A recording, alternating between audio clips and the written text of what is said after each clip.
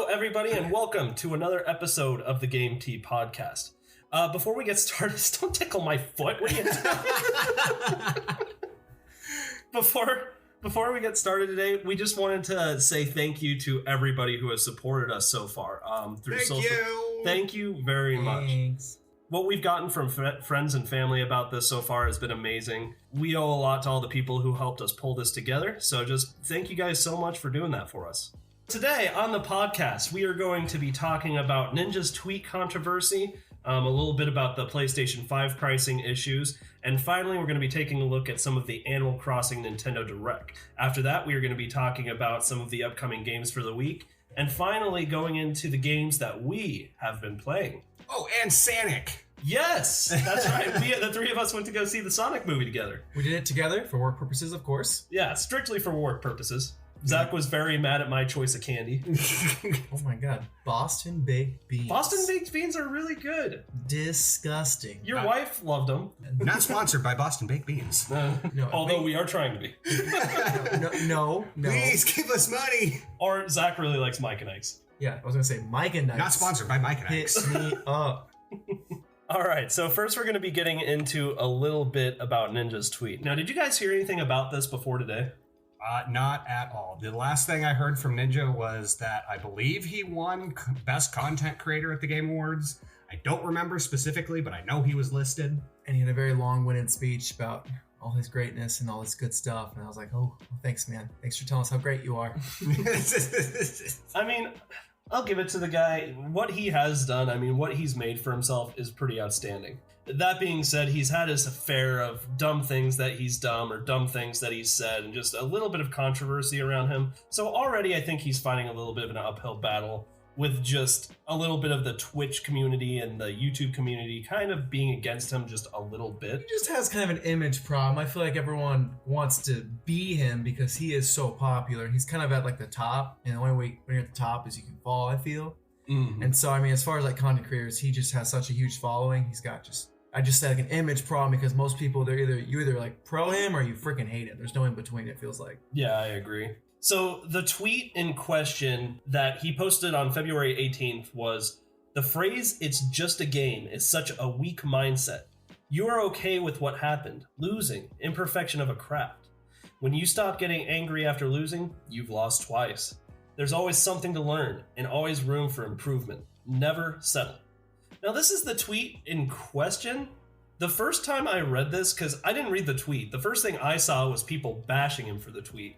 And initially I was like, I don't really understand why people are so mad. It makes sense to me. I didn't get a lot of the controversy surrounding this either at first because, you know, as any gamer out in the world, saying, oh, it's just a game after you lose or you get mad about something in a game is one of the biggest set-offs that you can tell any gamer out there. Back in the day, my dad would always be like, it's just flashing lights on a screen. What's the big problem? Right. But honestly, it's a lot more than that, you know? You work hard at doing a specific thing, and when you fail, it sucks, just like anything else in life. I mean, in my opinion, if you're just playing video games for recreation, you shouldn't be making that much of a deal about winning or losing. To take over, I definitely feel like I'm one of the more competitive players, and I can definitely relate with what Ninja was saying here. And I think most of the controversy comes to people taking it out by projecting some of their own issues they've seen throughout. And I think the sentence in question here is, when you stop getting angry after losing, you've lost twice. And I think that was just a really poor choice of words there. It makes it sound like he's justifying, like when like a 10-year-old, for instance, this is where I'm seeing a bunch of it because he's such a big role model for young kids. And so basically it says, like, when you get angry after losing, you've lost twice. And so like people see this as a justification for kids who throw their controllers, break their TV, or do anything ridiculous. And I don't think that's really what he's trying to say, but I also see where they're, I guess, projecting some other issues onto there because he is such a big role model. He should watch how he's saying it. But I think he was more or less saying, yeah, you shouldn't be okay with losing. If you're okay with losing, then you're a loser, basically. I think that's what he was getting at.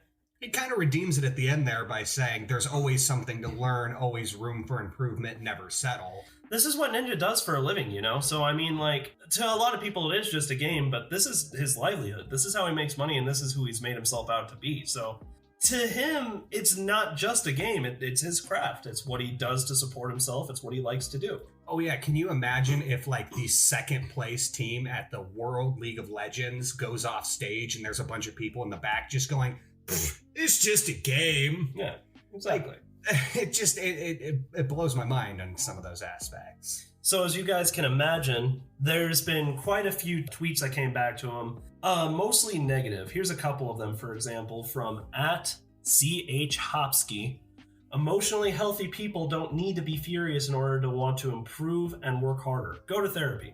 That's pretty targeted. That's telling you that if you're angry, you've got a mental condition and you need help.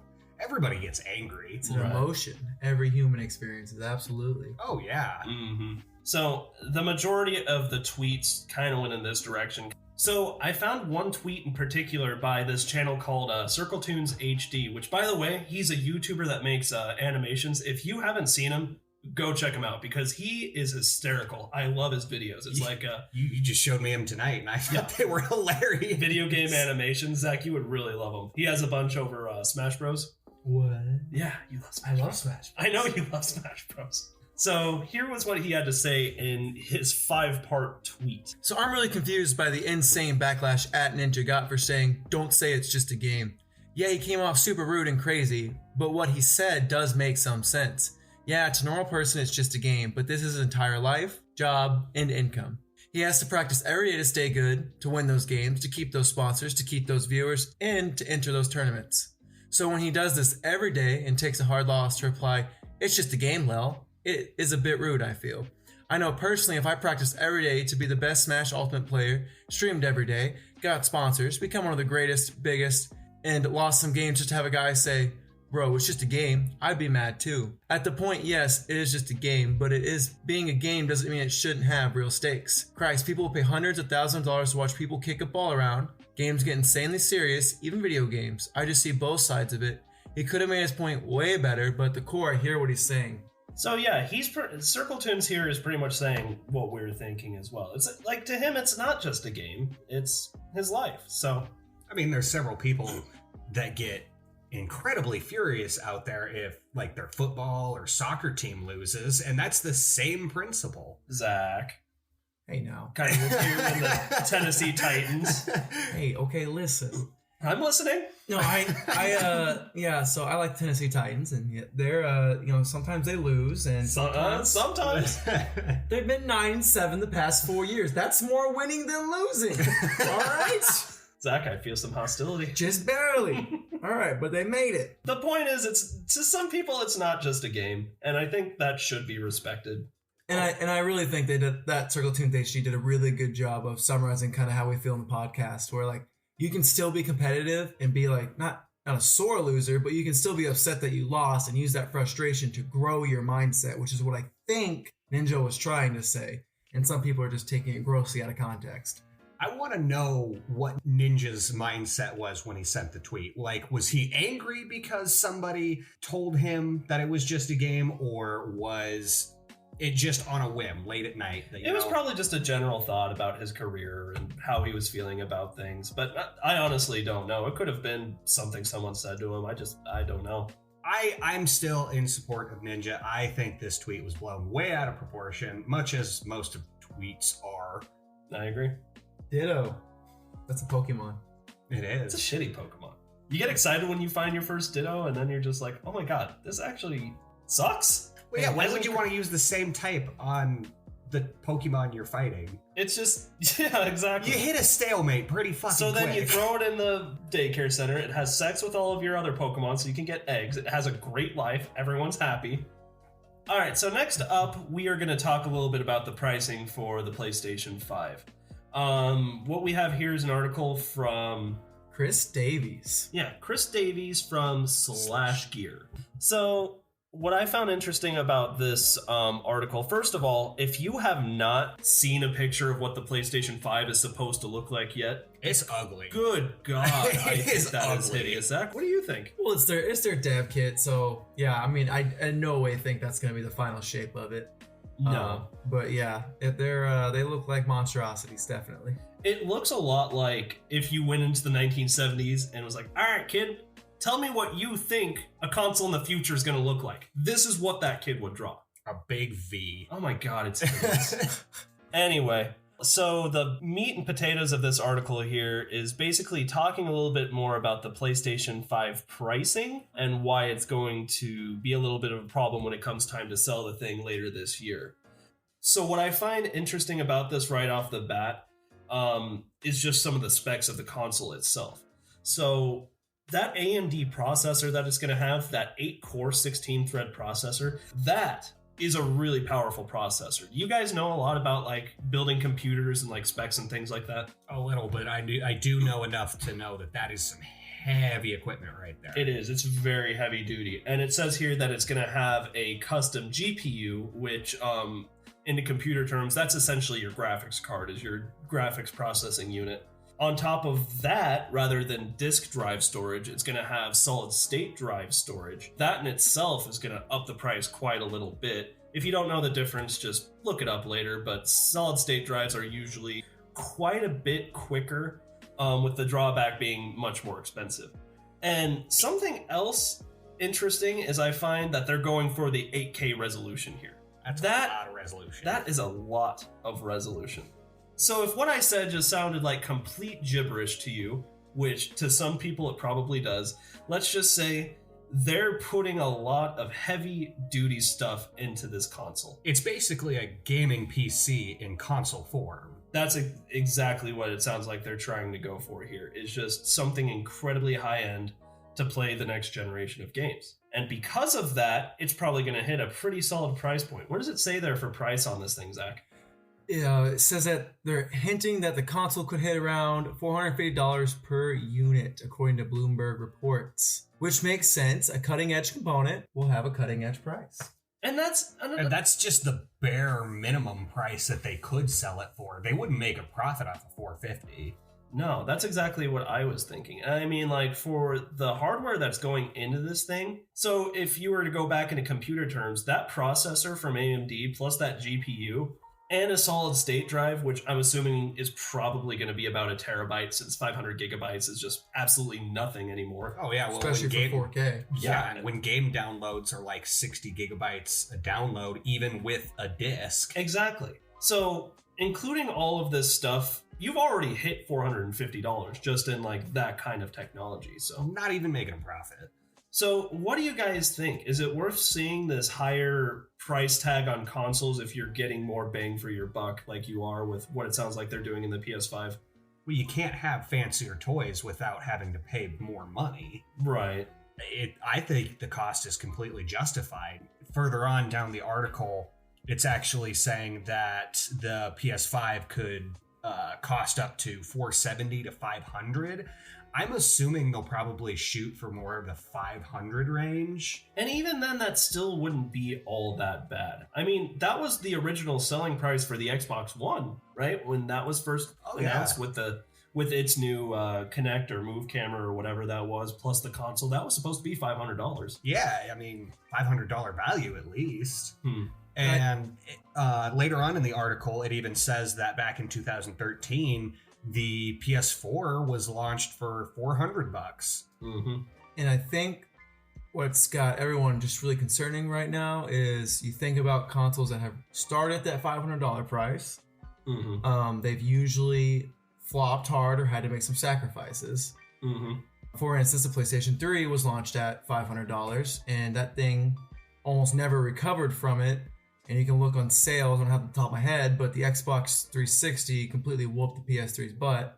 Mm-hmm. And it was one of the few times that Sony's like ever lost, that the PS2, the PlayStation 1, and the PS4 are all some of the best-selling consoles of all time. So you have to wonder if Sony is sweating a little bit. That's the interesting thing to me, is like Sony is making the same mistake that Microsoft was making in a sense. I mean, I think that with the hardware they're putting into this thing, it's definitely going to be worth it. Worth its price tag, I should say. The Xbox One also had that problem where it started at $500. And granted, the Xbox One had so many other issues with, they always wanted to be online. They had to give you the Connect with it. So it was at that. Yeah, that was ridiculous. The online especially. The astronomical $500 price that no one wanted to buy also led to the reason the PS4 got off to such a giant start, and everyone was like, oh, I don't really want an Xbox when I could just buy a PS4, which is very close in spec-wise. So I think that, yeah, like the PlayStation 5, there's kind of that two sides to it. Yeah, you're getting more bang for your buck, but you're going to be kind of worried because it's hitting that $500 price point, which is kind of like the kiss of death for a console generation, it seems. And the interesting thing about this, what I also have in the back of my head is when it comes to the console wars, which, by the way, gaming is gaming. I don't care what you like to game on. It's still interesting to talk about, though. Xbox usually prides itself on having the most powerful console on the market. So if this is what's going to go into the PlayStation 5, I'm super stoked. But it makes me super curious to see what the Xbox has planned then. Oh yeah, because they know about what's going into the PlayStation, and they're going to try to beat it. That's exactly what I think too. We may see a price increase with the PlayStation 5. I guarantee the Xbox's is probably going to be more. Oh yeah, easily the Xbox will cost either at $500 or more than $500. Mm-hmm. Is that what you're looking up now, Zach? Yeah, I'm looking up right now because I know since they released the Game Awards, like at least the first look, I want to say that they talked about it. The specs are supposed to be very, very similar, and I'm trying to say if I think it's in Xbox's favor. I don't know off the top of my head. So well, they had a leak today about something in the audio equipment that they're using for the Xbox. I'm super interested in that. We're just going to have to wait and see what else comes out on this. But yeah, I think that's super interesting. The high price point, I mean, I know that's not going to deter me. Oh yeah, no, cost will never, in the end, deter any gamer from gaming. And I want to say that we're kind of in that group where we're just now young adults and we really do like to make that purchase for ourselves. But the younger generation who can't afford consoles and the parents who have to make choices if they can buy a console, that's where it really affects. That's true. Because you have a $500 Xbox or a $500 PS5, you're not going to get both. That's $1,000 just drop on top of all the other stuff. So I think that's really what Sony and Microsoft are worried about at the end of the day, because they want to tap into those markets and make that money. Because Nintendo, you guys all know I'm a big Nintendo fanboy, is sitting there with a $300 mid-generation console that's only going to get cheaper and has tons of great exclusive games coming out every other month. I mean, I know it's kind of in that dry spot right now, but they usually hit a hot streak come in the summer. So you know how Nintendo gets you, though? They do have the cheapest console on the market, and given it's not as powerful as the PlayStation and Xbox, but you make good points. It's still a great console, and it has its own little market with its own, exclusive games. But Nintendo really likes to get you with its accessories. The other things that you have to buy to have a good time with the Switch, that's where it gets pricey. That price tag that's on the Pro Controller right now, is it still $70 to $80? Yeah, they're usually on sale for $55. That's what I've been seeing every other month. Where are you finding those on sale for $55? That's outrageous. Reddit, Nintendo Switch deals. Just gonna drop that for anyone who's interested in Nintendo Switch. Ooh. Browse it all the time. But yeah, usually it's Best Buy, Target. They I feel like it's every other month I see one that's on sale for $55. So, that's just a little pro tip for listening to us. You're welcome. Not sponsored by any of those stores. But we are trying to be. Please, Best Buy. Best Buy? I would like Best Buy. That'd be awesome. Oh, fuck. Having the entire Geek Squad at our disposal? That'd be great. Our disposal. Okay, so for our final piece of news for the day, we are going to be talking about the amazing Nintendo Direct that just took place yesterday for Animal Crossing. Aren't you excited, guys? Oh my gosh. So this is a game I never thought I'd discuss. Never been a big fan of these kind of games. I'm not a life sim guy, but I don't know if the Smash finally got me or what, but I'm going to be buying my first Animal Crossing and I'm excited. Don't you want that little rest and relaxation from beating the shit out of each other in Smash to just building your own little house and going to get a beetle? To be a slave to Nook? You know enough. Oh, that's amazing. So already we are off to a very interesting launch for this because I don't know if you guys have heard, along with Animal Crossing being released on March 20th, we have Doom Eternal. Same day? Same day. Same day. So a little bit of a contrast there in different kinds of games. It's basically the same. It's all about capitalism. I'm honestly probably going to be buying both at once. So, I'm going to be playing Doom Eternal on the PC and just going, oh, I wish I was playing Animal Crossing right now, just catching butterflies and building my house. Doesn't that sound lovely? Yeah, instead you're trudging through the waters of hell, murking on some demons in the bloodiest way possible. And I guess that sounds like fun. But the tent. But butterflies. Those butterflies won't catch themselves. So Nintendo had this Direct that they put out the other day. Zach, do you know how long in advance did they give us a heads up for that Direct being announced? I know Nintendo likes to drop it at the last second. That's basically how it was. Everyone was freaking out. People were talking about a late Nintendo Direct and then an early February Nintendo Direct. And here we are in February.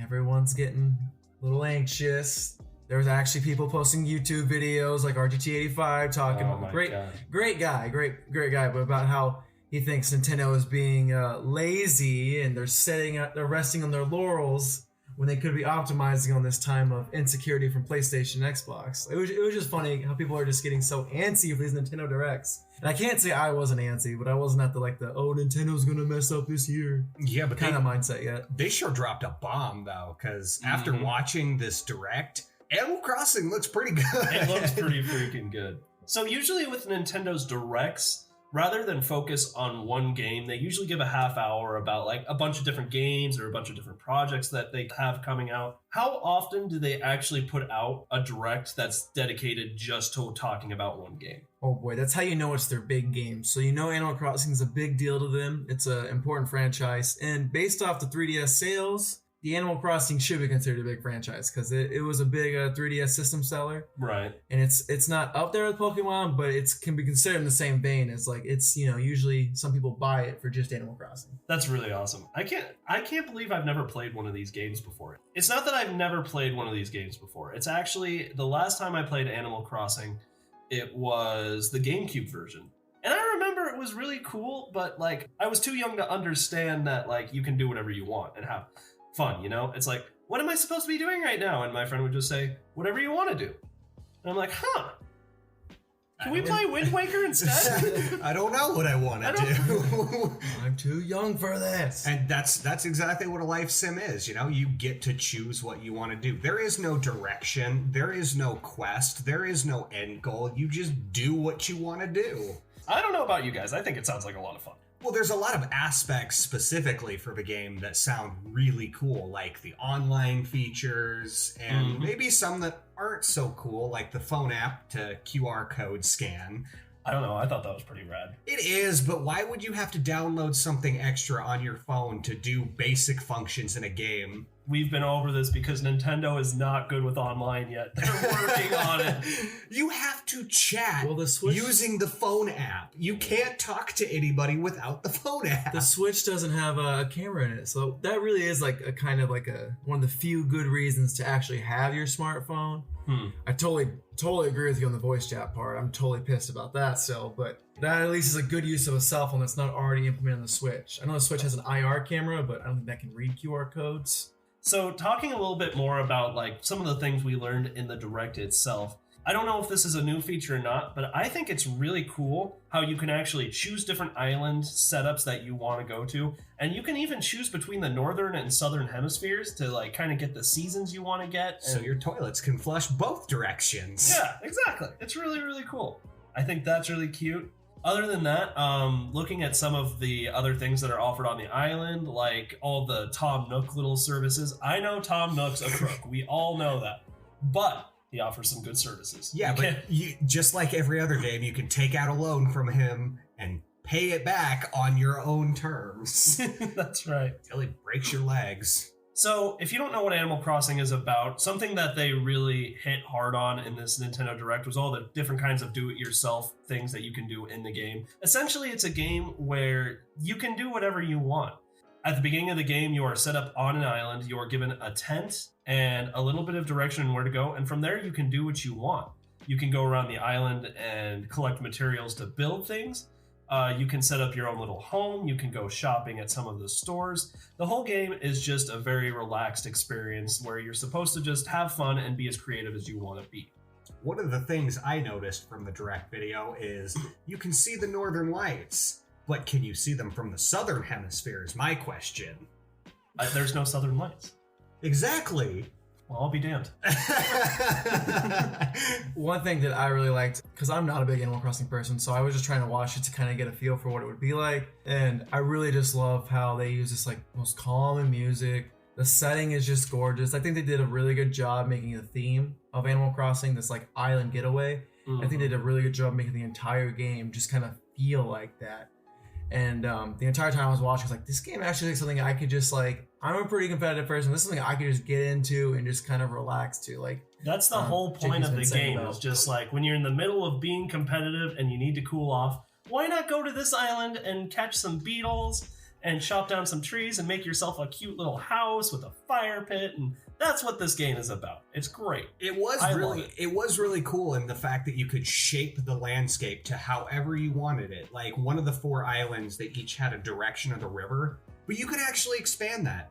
You can chop into the dirt and carve your own river path, or you can back up the river. You can make mountains. You can literally and virtually make this island however you want it to look. Right. And that's super cool. And it's a huge island too, which is also it did look pretty spacious. I think what I was getting at is like, it seems like this is like one of the most flexible Animal Crossings that they've ever made. They just made it as convenient and as expansive as possible. Because it sounds like, just like you said, like to me, that like to a total novice Animal Crossing player, hearing like, oh, you can make a bridge, that sounds so cool. But people are like genuinely like hyped up for this. So like, it just seems like they've done a good job listening to the community and creating all these little things that they want. Like I saw some YouTubers just freak out over the fact that you could access your storage from anywhere. And I was like, is that really a thing you couldn't do before? It sounds really trivial, but if they're excited, then awesome. Yeah, exactly. Bunch of like, I want to see like 3 or 4 YouTubers between like RGT85, Spawnwave, and Arlo. They were all just like, oh my God. I was like, okay, that sounds cool, I guess. But apparently it's a pretty big deal. One thing that I'm really excited about is at the start of each day, they do this island-wide broadcast with Mr. Nook, which is, CEO, Mr. Crook, as JP has put it. He's going to make a broadcast to everybody, updating them on the latest on important island events and advice about how to best enjoy island living. And for someone like me who's very direction-oriented, that is awesome just to find out, like, I don't know how to enjoy all this freedom and choice. Like, I'm going to at least have somewhere to kind of go and get started before I decide, like, okay, maybe I feel brave enough to branch out and do my own thing. I really like the way that they did the direct, too. It's kind of how it was like a vacational, like, tour video, except it was for the game, because that's what the whole game is supposed to be. It's like, you're on vacation and you're going to this little island. I thought that was really, really cool. Something that I think a lot of people were worried about that got answered actually pretty well in the direct was, how is multiplayer going to work out? Oh, and the multiplayer looked really cool. It really did. I was worried for a little while that it wasn't going to be integrated very well, just because when it comes to multiplayer capabilities, Nintendo is still trying to figure out a little bit. But in this game, it actually looked like it was pretty good. Yeah, so you go to the airport, which I know some people are mad that you can't just like trigger like an options menu and do it there. Right. But just having 7 people that you can like just choose as a best friend and just make an island together and make a fun experience just sounds really, really fun. I know I'll be inviting JP to my island. Whee! So we'll see what kind of tomfoolery we can get up to. Yeah, it almost sounds like a Minecraft server, where you invite some people in and you just shape the world to how you want it. I'm going to give so much shit to your island. I'm just going to get there and be like, yeah, I guess this is okay. Best friend JP over. Like, I wouldn't put this bridge here, but you know what? It's not my island. Do you want to see my island? It's really cool. I'm sure Chris will help me get my island nice and neat. She's good at giving me direction like that. See, I thought that this would be a game for Krista, your wife, but then I've been getting Snapchats all week from her for Fortnite wins, so I'm not so sure anymore. Really can't read that woman. You think I would because she's my wife, but she keeps me on my toes. Does Krista listen to this? No, I gotta get her to. Yeah. Okay, good. Well, not this episode because we're making fun of her. Shit, yeah. Sorry, Krista. Love you. And then I know one big thing that a lot of people have their panties in a waddle for. I think that's the saying. That's how that goes, right? No, not at all. But let's keep going. Okay. I'm an idiot. That's fine. Is the Save Cloud backup. Oh yeah, they have none. So they have. So it's not they have none. It's they have one under extreme circumstances, in which case you would contact Nintendo customer support, which is such a cheap way of going about it. It's like either just do it like you know you need to, or just do what you've been doing and pretend you're not hearing this. So if I remember correctly, what they said is your whole world is not going to go to your cloud save storage if you are a Nintendo Online member. Instead, your save data is going to their server, where in case your Switch gets lost or gets broken, you can get into contact with them and get your world back. So basically what I'm hearing is, oh yeah, you lost your house to a fire during you playing Animal Crossing? Yeah, we'll give you it back, but you gotta jump through a couple hoops for us. Yeah, Nintendo's weird like that sometimes. Why wouldn't they just use a cloud server? It's so easy nowadays. It's already there. It was an odd decision, but you know what? On the other hand, I'm just saying, at least they're thinking ahead in that fashion. You know, they're like, just in case something does happen, we're giving you a way to kind of help yourself out there. But it kind of is like, yeah, why aren't you just using the cloud storage? So I'm kind of on the middle of the fence there. Like, well, what really got me was in the direct, they addressed it directly and said that, well, do we have cloud service? No, but here's how we can help you. Like they didn't even dance around the point. They didn't even just get to how they could help you. They straight up said, no, we don't have this service. What are you going to do about it? Mm-hmm. You guys think Tom Nook runs Nintendo? Probably. Doug Bowser is just Tom Nook confirmed. Unless Doug Bowser would like to come onto our show and prove his innocence. That would be amazing. Yeah, we're on to you, Tom Nook. We're trying to get more views. So overall, I know it's not your guys' kind of game, but like I'm getting huge Stardew Valley kind of vibes from this. Not as in like it's like Stardew Valley, but I loved playing Stardew Valley because of its flexibility and its calmness and just, you know, living life normally. I'm really excited about that. You know, it seems like a game I'll really be able to get into, so I'm super excited about it. I hope in the middle of your guys' crazy rampaging games, you kind of find some time to love it too. It does sound great. I'm excited for it. It is a nice home away from home, so to speak. Mm-hmm. Like a deserted island getaway. Oh my goodness, they should market that.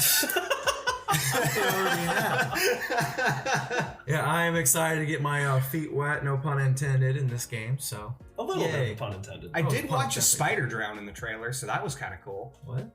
Yeah, there was like a big part of the trailer was them talking about the wildlife on the island and how like you can get hurt if you're not careful enough. And this little guy on the beach was just running away while this spider was chasing him, but then he jumped over the river and this little spider just fell in and drowned. Oh my god. It was really sad. Nintendo does not endorse animal cruelty. I thought I watched this. Unless it's a spider. Because fuck spiders. Or a tanuki. Mario wears his skin as a suit. Alright, so let's see what we got going on in the game industry today and beyond. Hot off the presses for the Switch, we got 3 games. Ego Protocol, Brief Battles, Nighton Plus. And for the Xbox PS4, we got Drowgen, Tony Stewart's Sprint Car Racing. I don't know who Tony Stewart is, but it's for the PC. Oh boy, we have Mathland. Let's do some math. Oh my god, Mathland? That's awesome. But that's coming up in February 24th. And what's going on with the cover there? It's like pirates? Yeah, it's pirates, but it's arithmetic. So I guess that's cool. Let's make numbers fun. It's Switch. Like you're halfway through playing Mathland and you're like, wait a second, I'm learning things. Well, it even is licensed as educational. So. Oh, sweet God. I didn't even know they made educational video games from back when Mario typing was a thing. Anywho's it's for the PS4, Switch, Xbox. On the 25th, we have Mega Man Zero ZX Legacy. Now I'm going to stop you right there real quick. Zach, you are a huge Mega Man fan, aren't you? That game is so freaking hard. I'm pretty excited for this. I am probably gonna wait for it to go on sale for like $20. just because they usually go on sale a month after. I learned that with the Mega Man X collection. That's always the worst moment, isn't it? When like you buy a game and then you're going through the store like a few weeks later and it's like, down $25. Neat. Son of a bitch. I could have bought Knighton with that or Mathland. Math, let's do I it. should have bought Mathland.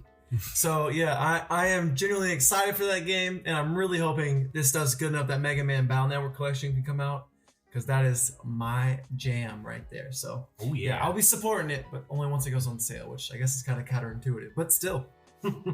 Coming up on February 25th, we also have 2 Point Hospital for the PS4 and Xbox One. Is that anything like Surgeon Simulator? Does anyone know? I don't know, but if it is like Surgeon Simulator, it's going to be a lot of fun. There's going to be a lot of broken controllers out there.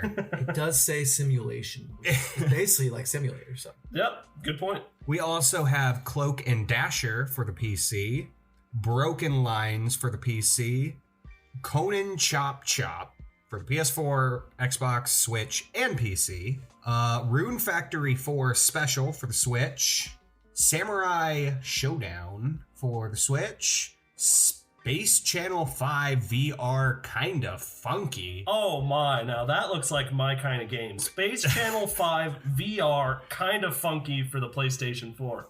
A music game. The hell is all of that about? I don't know, but I'm going to have to take a look into that. That sounds awesome. That's for the PS4. And finally, for the Switch, Xbox, and PlayStation, we have Infliction, which looks like a horror game.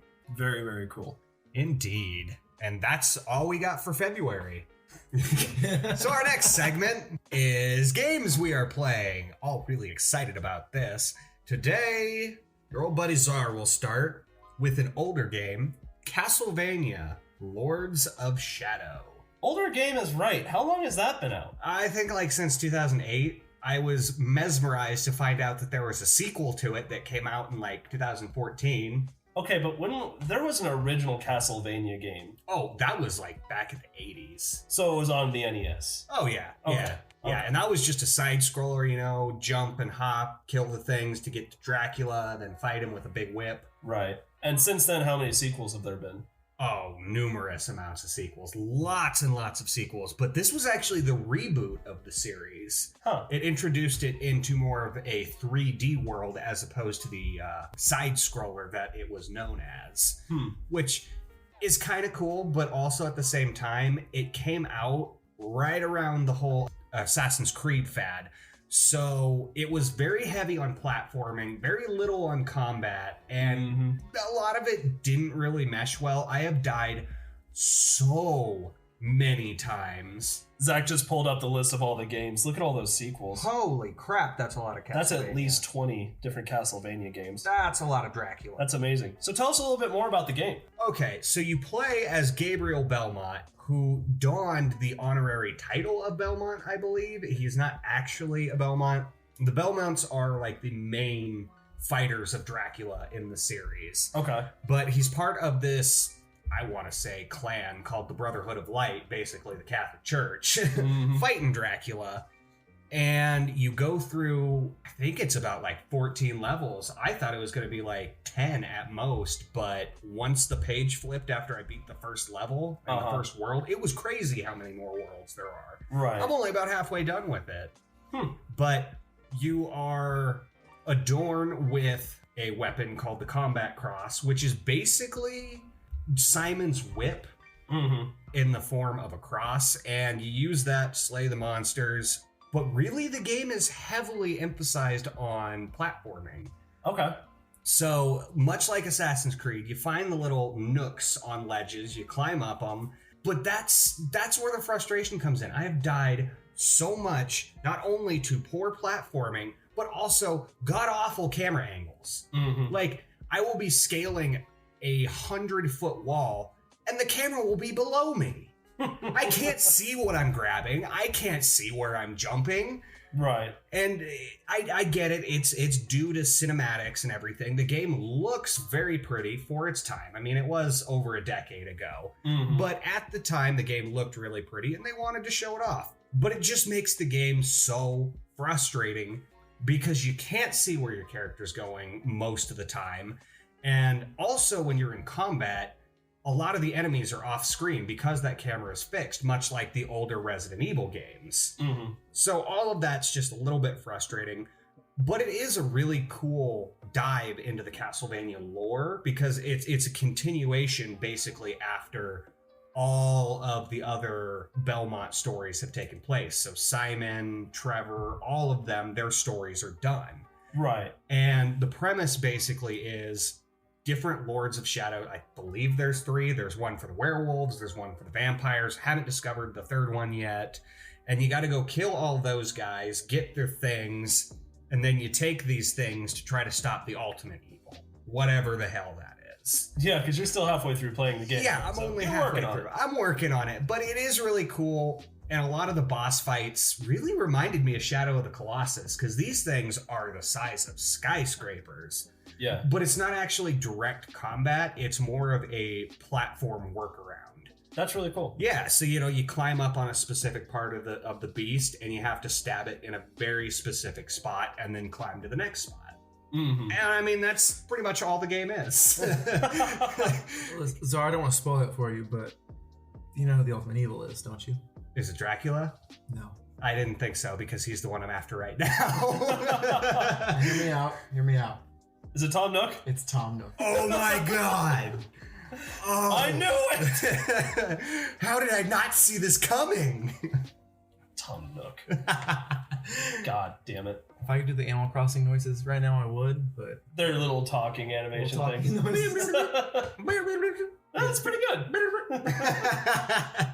Okay, so I'm still a little confused. Tell me more about the story of the game. So you gotta kill the ultimate evil. Is that it? Is that? Yeah, that's basically it. Not a very story intensive. Not directly. A lot of the story comes from the lore, because all of your pickups and your upgrades basically come from dead corpses of your fallen brethren.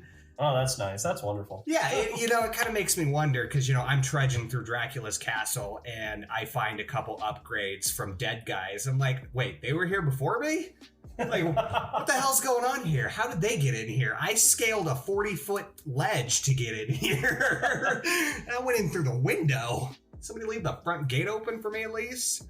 What do you think of the graphics and the art style of the game? They're beautiful. Honestly, for the time that it was released, beautiful looking game. Mm-hmm. Today's standards, it's a little rough, but it actually holds up to the test of time. I think it was pretty high resolution, and the detail was really good. I mean, not so good that you watch grass blades weaving, but it's still, the facial structures are pretty good.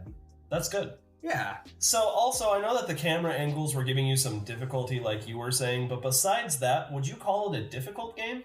As far as base difficulty, no. If you understand combat fighters and how to use combos proficiently, it's not that difficult of a game. All of the enemies have about 2 or 3 specific attacks that are relatively easy to block or dodge. Right. And as long as you know the patterns and how to fight, you'll have no trouble with the game. Really, the only difficulty comes in from the platforming pitfalls.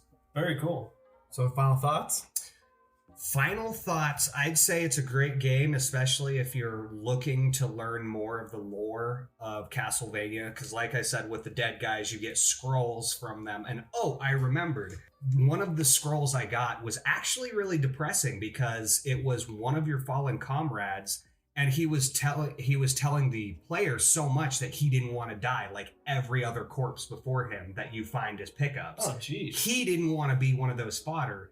And the reason why some of those characters had scrolls on them was to guide the main character. That was their only purpose, was to run into the danger, die, and leave a warning for the main character to come later. And he didn't want to end up as one of them. Well, now that I'm nice and bummed out. So tell us, if you had to give it a score, what do you think it deserves? Back in the day, I would probably give it an 8. To today's standards, I would probably give it a 6.5. Really? Yes, just because of the camera angle. I know it's so trivial, but I have died dozens of times due to a poor camera angle. Yeah, I totally can, as a guy who loves platformers, yeah, I can totally relate with that lowering a score, Tom, because there's nothing more frustrating than something you can't control. Oh yeah, just give me a movable camera and you get a better score, 100%. Absolutely. All right, so I'm really excited to talk this week, JP, about my game. Are you excited to talk about your game?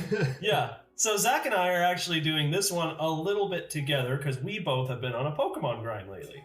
Yeah, Pokemon Home launched, and that's right.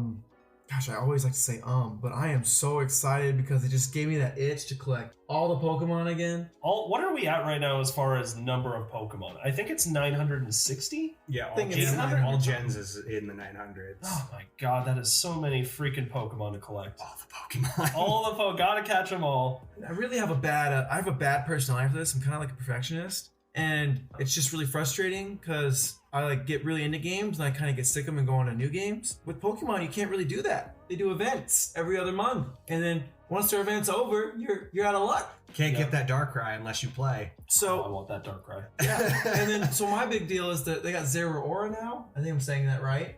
And I literally stopped playing for like 2 or 3 months, and that's literally when they released it. And I'm really mad about it. So I'm trying to find like all these trade deals, and everybody wants like.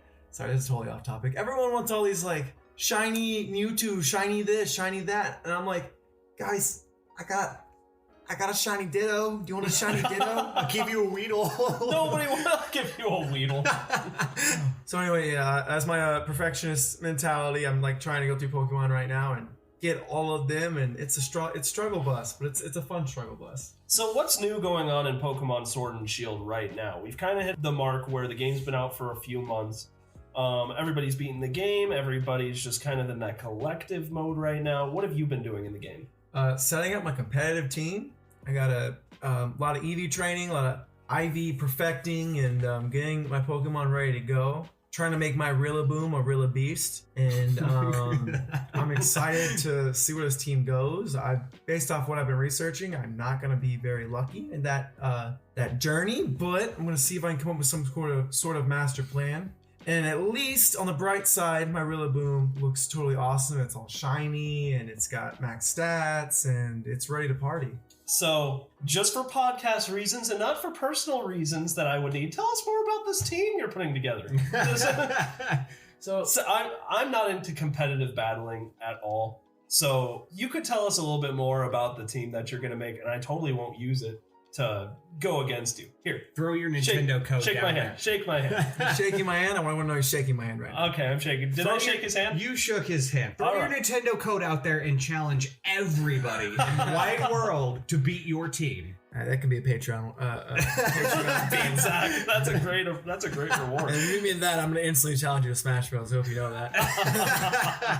that. So, Pokemon, long story short, there's IVs, which are individual values. So it's basically when you breed your Pokemon, when they're born, it's like, are you an athletic Pokemon? Do you have all the stats you need? And long story short, there's HP for how much health you have, attack for how much physical damage you do, defense for how much physical damage you take, special attack for how much special damage you do. And like, the difference between like physical and special is like physical, if you're touching, it's a physical attack. Special is when you do like a flamethrower, something that comes out of your mouth, or a blast. Right. That's usually like a special. And special defense is how you block the special ones. And then finally, there's speed. What the meta revolves around is you're either a super tanky boy or you're a super fast try and one-shot boy. And so you kind of get the pick based off your Pokemon strengths.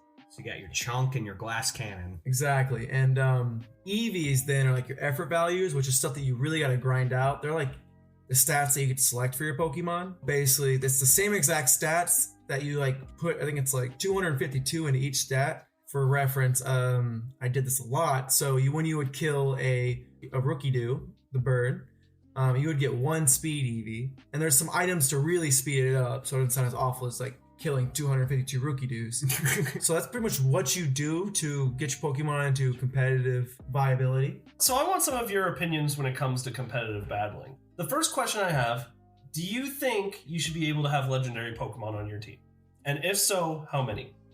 So there's how Smogon does it is you pretty much have, and Smogon.com is like one format of Pokemon battling that the community abides by, but it seems to be the general consensus. They have like tier lists. So based off of Pokemon's stats. So for reference, Mewtwo has 680 stats. and like Rillaboom only has like 525. Now, when you say stats, do you mean like the total addition of all the different stats a Pokemon can have? Yes, precisely. Create this number? Yeah. Okay. And so basically Pokemon's total stats kind of determines its relevancy sometimes, not always. Basically what that amounts to is they put Pokemon based off that into tier list, and that's kind of how they decide it. So as far as Ubers go, Ubers is like where all the really strong legendary Pokemon go. Everything's allowed. You can do whatever you want. Any kind of broken combination you can think of, they let you do it. And then there's the Overuse, which is where like usually everyone brings their competitive Pokemon in. And this is like the best that aren't the legendaries. And then there's a few tiers below that. OU is everything but legendaries. And so I definitely love using legendary Pokemon, but I definitely see how once you get started, it's kind of like a snowball effect that can kind of ruin it for others, because it kind of ruins the whole competitive aspect. Once you win one fight, you win the whole game. That kind of stinks. So there will not be any legendaries on your competitive team? Yeah, so I have a full legendary competitive team and a full non-legendary competitive team. I kind of get and like I said, I'm a perfectionist, so I kind of get into the zone, and so when I feel like grinding, I kind of grind all at once. So I grinded like 20 Pokemon over the past 2 weeks, and it's been fun. What about your pseudo-legendary Pokemon like Tyranitar, for example? Would that belong more on your non-legendary team or your legendary team? So great question. Tyranitar, for that reference, he is pretty much always overused. They are some of the Pokemon that can dabble into Ubers, but they're not required to be strictly an Uber. So you can put as many you can only have one of each Pokemon, I guess. But you can have a Tyranitar, a Garchomp, a Dragonite. All those are totally fine. However, there was a point where like a Pokemon like that got banned. So Garchomp in Generation 5 got banned because he was so good that he was basically a legendary Pokemon. And that's basically decided upon by the community. Yeah. So that stuff takes time. And my final question is, what about starters?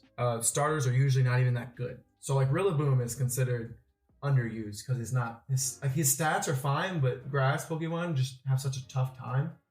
Because if anything's faster than grass Pokemon, there's ice and fire that can just blow it up, and a lot of Pokemon have that coverage. Right. What about Pokemon like, does Charizard have good stats?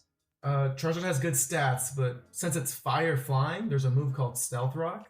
Oh, I know all about Stealth Rock. That'll just take it out. I know all about Stealth Rock. You switch in Charizard and it pretty much takes out a fourth of its HP, I think, maybe even half. It's somewhere in between there. I was just asking because I know you love Charizard. I personally think he is very overused and overrated. That's just my opinion. Blastoise for life. Hell yeah, Blastoise for life. Blastoise for life. I totally see your points, but I'm still Charizard for life. I see what you're saying. I definitely agree. I don't even think after the Gigantamax and the 2 Mega Forms that I can even argue that he's not overrated and overused. But I mean, he's one of the coolest Pokemon, so why wouldn't you overuse him? Yeah, but he's not a dragon, even though he is a dragon. Mega Charizard X is actually a dragon. So it has to evolve a 4th time before it can be a dragon. Mega Evolution is not evolution. And I'm kind of turning into a Venusaur boy, to be honest. I really like Venusaur. Venusaur is a great support Pokemon. All grass types really are, but I mean, Venusaur in particular is awesome. I guess you could say grass is really growing on me. Let him in here. All right. So on my end, I'm also talking a little bit about Pokemon. I am playing Pokemon Sun right now. Now, it's a game that's been out for a little while, but... Not Ultra Sun? No, just normal Sun. Not to be confused with Ultra Moon. What about Super Sun? No, Super Sun's next year. Oh, okay. Anyway, the Pokemon Company recently released Pokemon Home. If you don't know what Pokemon Home is, it's basically a universal storage facility for all the Pokemon that you catch throughout all your different games. And that includes Pokemon Go, too. Oh. So you put this program on your Switch called Pokemon Home, and you can bring in Pokemon from Pokemon Sword and Shield.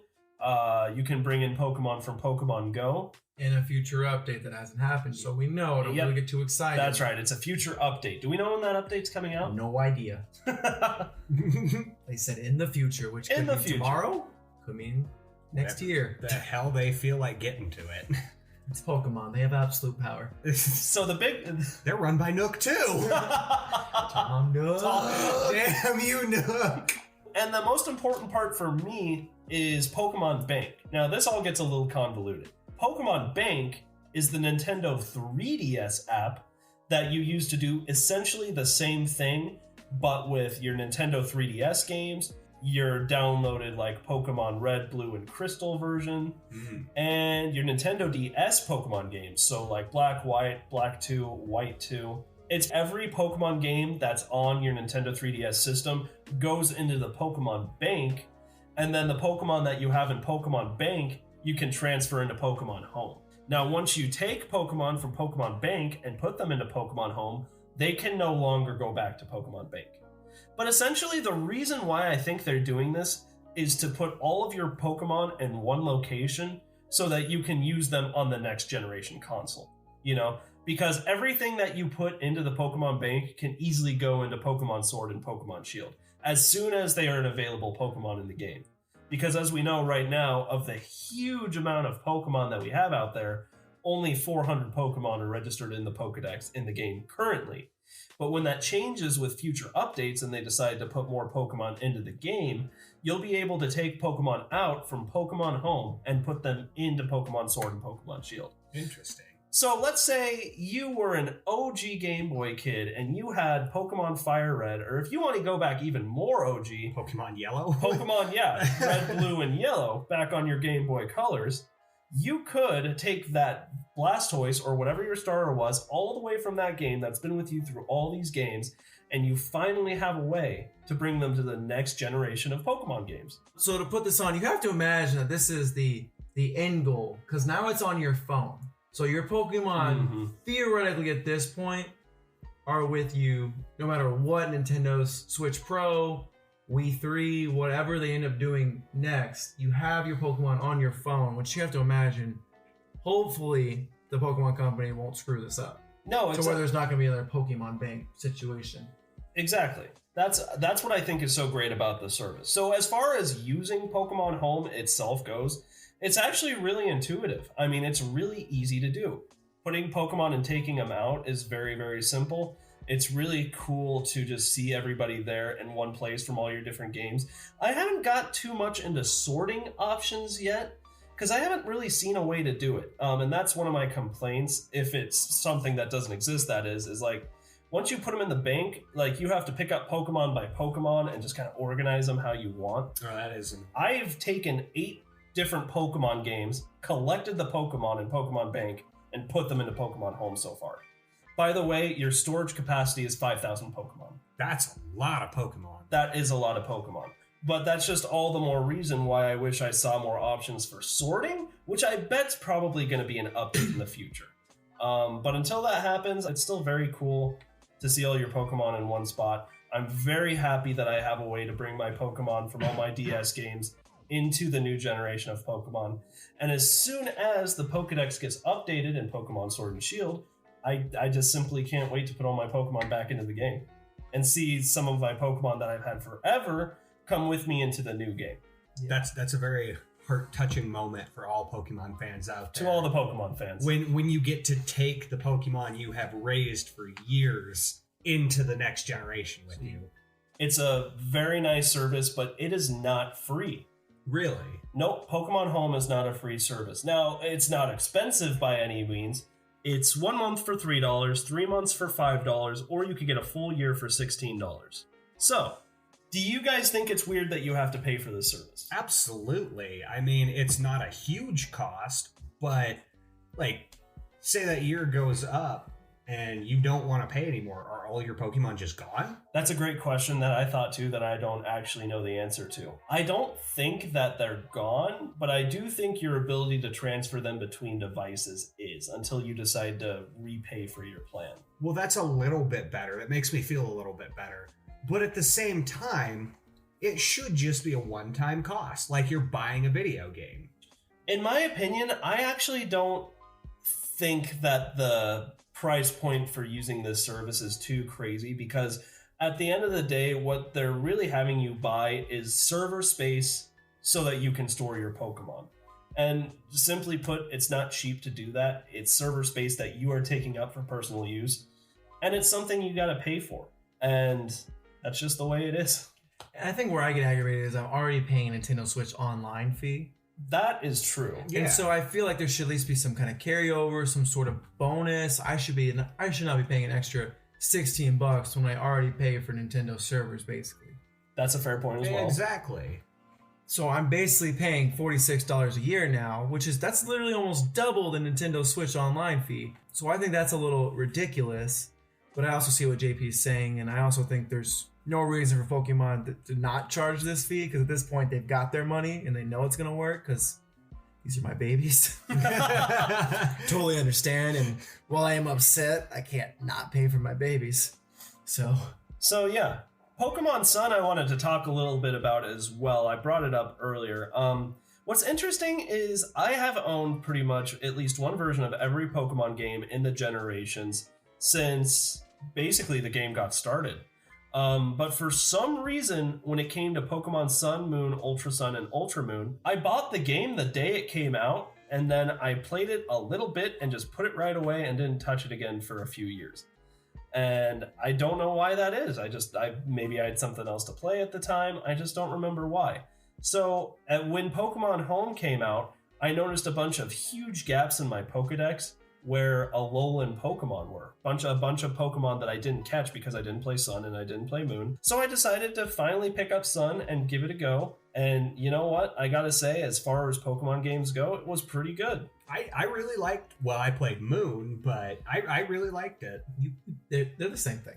They're the same thing. It's the same thing. Different legendary, and the end scene is a little bit different. Different exclusive Pokemon in each game, and I don't even know what they are off the top of my head. Yeah. But I mean, with the Wonder Trade, you get all of the exclusives anyway. So, because I think I filled my Pokédex like 3 times over with different Pokemon from different gens that weren't in the game just from the Wonder Trade. Like, I've got 7 different colored shiny Mewtwo's. Like, I got a pink Mewtwo. What the heck?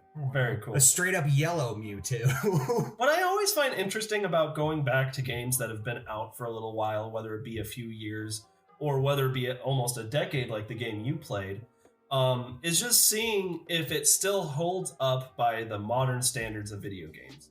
And does it hold true to the test of time? I really think it does. I mean, the thing with Pokemon games, and you are free to disagree with me, is that it gets repetitive game after game after game. I mean, I love seeing the new Pokemon. I love seeing how they designed the new places that you get to go.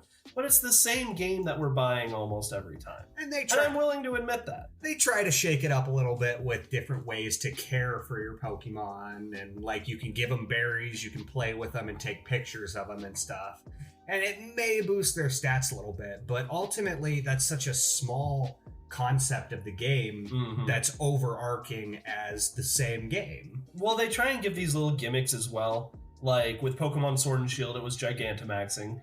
Pokemon Sun and Moon, it's the Z moves. Z moves were kind of cool. They're kind of cool, but it's a gimmick nonetheless. It is. So OP. Gimmick to the heart. Pokemon X and Y, it was all about the Mega Evolutions. That was There's just always these little gimmicks that don't ever carry on into the next games, and it's weird to see that, and it's, weird that I keep having the same Pokemon experience over and over and over again. But I'm still willing to do it, and I still had a good time playing the game. It's just, it'd be nice if things got mixed up a little every once in a while. I was gonna say, I mean, as a Pokemon player, do you really expect anything else, like, from your Pokemon game? I have a million ideas of things they could do in the next main series Pokemon game to make it phenomenal. But as far as what I expect to be changed from game to game, honestly, no. I mean... very little. Yeah, if they haven't changed it yet, they're probably not going to for a while longer. Well, they found a formula that works for them, and that's what they're going to stick with. Yeah. Until, it doesn't make them sales anymore. I will say, though, even with kind of the stale gameplay and the same old adventure in mind, Pokemon Sun and Moon does have its own little quirks that still make it, I'd say, a cut above the rest when it comes to other Pokemon games, because they really did try and mix it up a little bit more. Like, instead of gym leaders, you have, like, these kahunas, and, like, you have these island challenges. Big kahunas. The big kahunas, that's right. And it's the same premise, but they really did try and mix it up just a little bit more. I did like the Tapu Pokemon, the Tapu Koko and Tapu. The mythical. Are they mythical? Are they considered mythical Pokemon? I think they're like Raikou and Entei and stuff. Like they're like the birds and the island guardians, I suppose what they would be called. Mm-hmm. But yeah, they were. I did like those too. So I'm almost done with the game, and as soon as I am, those will be going in my Pokemon home as well, that I paid $5 for 3 months. Overall, though, I'm very happy with my Pokemon home experience. If you're willing to put down the money to see all your Pokemon in one place that you've caught throughout all these different games, I'd highly recommend it. I'd say it's worth it. At the very least, you could buy it and give it a try yourself because you are not held to any sort of commitment with the buy-in. If I were you, before I do that, figure out what happens to your Pokemon as soon as you decide to stop paying for the service. That's something that's still been a little vague and that we're trying to figure out ourselves. But the last thing I want to see is my Pokemon all just be deleted from existence, like Zar's non-existent Pikachu. So yeah. Quick score for Sun and Moon? For Sun and Moon, I'd give it a 7.8. And not the most amazing Pokemon game I've ever played, but overall, probably a notch better than most of the modern games. So for Pokemon Sword, I would give it probably a 9 out of 10, which is a little bit high for some people, but I've put over like 120 hours in this game, and I really, really enjoy it. And while there's some online quirks that really irk me, I think it's a really fun game. All right, guys. Now, we don't know how much we really want to become a movie critiquing channel, but this is not any ordinary movie that the three of us went to go see the other day. This was Sonic the Hedgehog movie. A movie based on a video game, which have flopped in the past very hard. Yeah, historically, these are never very good. And it's kind of funny, we're kind of almost a renaissance, if you will, with Detective Pikachu doing phenomenal. Oh, yeah. I loved Detective Pikachu. And now, I really did. Ryan Reynolds was the perfect voice for Pikachu. Oh, my God. Honestly, though. Absolutely. But we're not here to talk about Detective Pikachu. We're here to talk about Sonic the Hedgehog. Well, what did you guys think? So, initial thoughts for me, I don't know about you guys. It didn't suck as much as I thought it was going to. I liked it. I thought it was good. Mm-hmm. I mean, what you got to go into the movie thinking and realizing is you are not watching a YouTuber playing a video game. You're watching a movie story-driven adaptation of a video game. Mm-hmm. So to separate those two worlds is what you really need to do to watch this movie. Right. The reason why our bar is so low when we think about these kinds of movies are because of what we'd seen in the past whenever someone tries to do this shit. And it's not just video games, it can be TV shows that we all loved too. JP, do you remember that one great movie, Dragon Ball Evolution? Look, there's an exception to all these movies sucking, and that's the movie. I'm just kidding. That was absolutely terrible. Absolutely. They literally could not have gotten more wrong. And the Netflix adaptation of Death Note recently. Oh my god, that was awful. Or did you see the one for Full Metal Alchemist? Oh, that one was bad too. Oh, that was so hard to watch. Oh, and then there's Mortal Kombat, there's Doom. Hey, now Mortal Kombat tried, all right? They tried too hard. It's almost that's the problem. It's hard to find that sweet spot. And then the Tomb Raider movie was done only a few years ago, and I think that flopped pretty hard too. I think, and then on top of that, it did not start well for Sonic. They showed off the OG Sonic animation. I hurled a little ugly. The teeth, man. You know, you like to think that the internet exaggerates, but no, that was one creepy hedgehog. Well, and wasn't it as tall as everybody else too? Like it wasn't the short, lovable Sonic. I don't think that part was quite true, but it still didn't look great. No, it didn't. It looked absolutely god awful. What they should do though is release a director's cut where they did the entire movie with the original Sonic. Oh my god, that would be absolutely wild to see that. And what just dumbfounds me is how they thought that would have been a good idea, because Sonic was talking like he was an 8-year-old the entire movie. Mm-hmm. So having this human hedgehog ants as tall as you, hypothetically, that's what the rumor is, just how does that go through someone's head and they think, that's a good what idea. It should be. That is what Sonic should look like. Thankfully, they fixed it. He's shorter, he's cuter, and he's still got that spunky Sonic attitude that we love. And I really think that redeemed him to being like this like cute little Sonic spunkster that you want. He was the lovable hedgehog that we all fell in love with way back when. And this is where I've got to give it up to the animators too, is like they had to redo so much work in order to make this movie as good as people wanted it to be. I know part of it is no one was going to see this movie if they kept Sonic the way he was, and the movie was going to flop anyway. But the animators had to redo a lot of work to make Sonic look right, so just kudos to them for putting in so much effort to redo something they've already done. I know that's gotta be frustrating. Well, yeah, it delayed the release by at least 6 months, I think. But it was definitely worth it. 100%. The new Sonic looks way better, and it honestly, in return, made the movie way better. So do we want to go into spoiler territory here, or just kind of give a... I think we should wait on the spoilers. I mean, it's only been out for a week. Well, when this podcast comes out, maybe about 2 weeks, but I think we should maybe hold off, although there's not a lot of spoilers, because, I mean, the movie is just Dr. Eggman chasing Sonic. And, that's the games. Right. Uh-huh. And, I mean, there are a lot of plot holes in this movie. Oh, yeah. Like, just a lot of stuff that you go, But if you go into it with a sense of loving Sonic and just a sense of, like, I want to see a movie about Sonic, it's an entertaining ride. It's got some pretty good heartfelt moments, and I enjoyed it. Definitely not going to win any Emmys, but I enjoyed it. It was a fun time. Jim Carrey did well too. You know, this is his first movie in a long time. I think that's the big key to making these video game movies, is like you just you make a decent story that relates loosely to the main concept of the game, so that you have room for interpretation, but fans can't get too mad when things don't go exactly like it does in the game. And then throw in one huge actor, kind of like what Detective Pikachu did with Ryan Reynolds. And now Sonic the Hedgehog had Jim Carrey. And literally, Jim Carrey, I loved his Dr. Robotnik. I thought he killed it. I thought he stole the show, I'll be honest. Think so? Yeah. Yeah. He just, the facial animations, the quirky dialogue. For a kid's movie, he said some pretty promiscuous things. And I was like, oh, you can do that. Okay. Mm-hmm. But Jim Carrey's got kind of that Grinch persona almost, but like obviously for like Eggman, but it's like kind of that raunchiness to it. I definitely think it made it more entertaining for us, quote unquote, adults. Adults? Loosely speaking. I don't see any adults in here. So the story wasn't anything too crazy to write home about, but it was, you could follow it. It was coherent. Like Zach said, there were a few loopholes, but overall, wasn't anything too crazy, but you could follow it. The characters, so what did you think about the way Sonic actually acted in the movie? Do you think it was more like how Sonic acts in the games? Do you think it was more like to relate to kids now in the present? What do you think? Well, he was flossing, so definitely to relate to the kids in the present. Can we have one damn movie where someone's not flossing? That's all I ask. Yeah, we need to get rid of that. That needs to die very quickly. Oh my god. But no, it didn't Ninja feel like...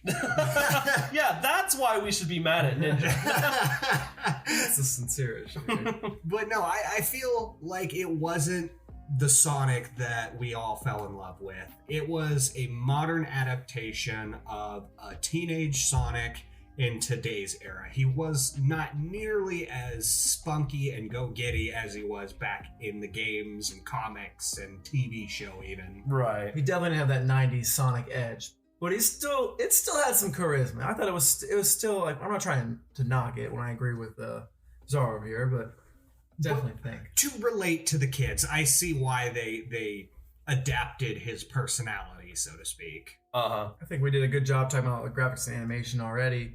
Just want how they definitely upped their ante with fixing that. And we already talked a lot about the acting and voice acting. Do you think you guys want to add to that? No. I forget the name of the actor who played Sonic's friend. I don't even remember what Sonic's friend's name is. Lord? Yeah, Donut Lord. I don't know. I thought he did a decent job. And so did the woman who played his girlfriend. There honestly weren't a ton of actors in the movie. No, there really weren't. I thought, for what it's worth, everybody did a great job. But my favorite actress was the lady that was tied up in the chair in her own house. I thought she stole the show. Jim Carrey. I wanted to hit on humor just a little bit more, like the humor of the movie. I get that it's a kid's movie. I understand 100% that it's a kid's movie. And for the movie's credit, they threw in plenty of references to keep Sonic fans and video games fans happy in general. But I am not a fan of gross out humor. Like the part where Sonic farts in that hotel room, I'm just like, Oh, that's awesome. Yeah, that's more great for kids. It's just anyone 8 and younger will laugh at a fart.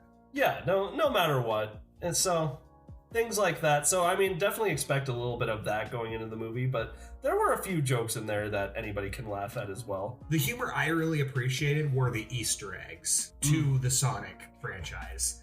To go on with that entire like ending credit scene. Like, I'm not gonna spoil any of it for you, but that was worth seeing right there. That was the ending credit scene was really cool, and then that little tidbit after that left it open for a sequel. Now that was really cool. All right, guys. So do you have any final thoughts on the movie before we wrap this up?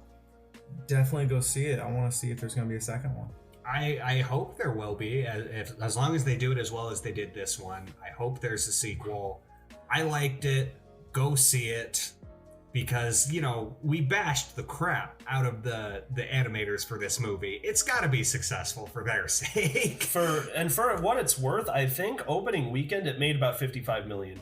And that's great. So it's made more than Detective Pikachu on its opening weekend, which I thought was... That's crazy. That's very, very weird. I don't know how you beat Pokemon. And they even had a promo card with every movie ticket. Mm-hmm.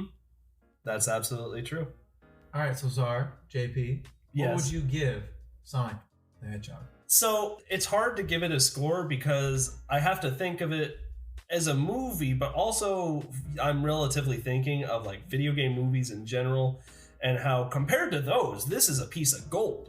Oh, yeah. That we have here if you're thinking relative to any of those other crap video games movies that they've made. But what carat of gold is it, per se? It's not the 24 carat. It's definitely not a 24 carat. If you were to think of it objectively as a movie in itself, I'd probably give it like a 7.2 out of 10. Yep, I'm going to have to agree with that. It did just enough right to keep the Sonic and video game fans happy. But as a standalone movie, I'm happy with seeing it another time or two, and then just... That's about all the replay value it has. Yep, in my opinion. What do you think, Zach? Do you agree? I would wholeheartly agree with that. 7.2 it is. 7.2. And that is official. All right. The Game T official score of 7.2. And that's a fact. Thank you all so much for listening to this episode of the Game T Podcast. If you liked what you heard, why not follow us on social media? You can find us on Twitter at the Game T Podcast X. You can find us on Facebook at the Game T Podcast, and you can find us on Instagram at the Game T Podcast.